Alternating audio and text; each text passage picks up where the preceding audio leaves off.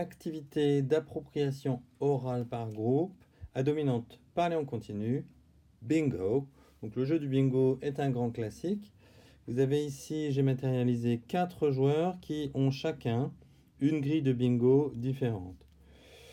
Parallèlement, on va avoir un meneur de jeu qui, lui, va disposer de petites cartes qu'il va piocher aléatoirement, au hasard, et qu'il va nommer sans les montrer. Il paraît important de se contenter de l'évocation orale et de ne pas montrer aux joueurs la carte.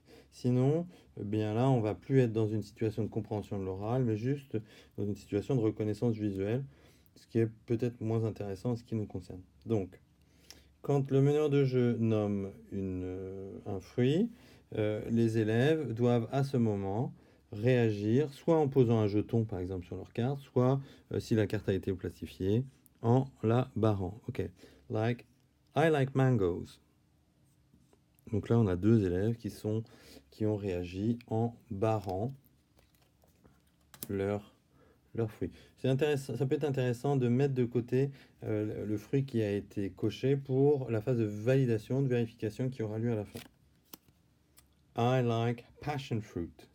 Donc là encore, un élève seul va réagir, etc. Et on continue ainsi jusqu'à ce qu'un des élèves ait coché tous ses fruits et dise bingo. On procédera à ce moment-là à la vérification, c'est-à-dire que l'élève en question devra nommer ses 4 fruits et on vérifiera parmi les fruits qui ont été piochés qu'ils figurent bien tous sur la carte. Donc c'est un grand classique. Vous pourrez voir dans notre autre ressource, c'est-à-dire les 25 activités avec flashcards, que l'on peut également jouer au jeu du bingo sans pour autant créer des fiches individuelles et en s'appuyant uniquement sur du matériel de type vignette individuelle, c'est-à-dire des reproductions de flashcards. Et voilà, à bientôt!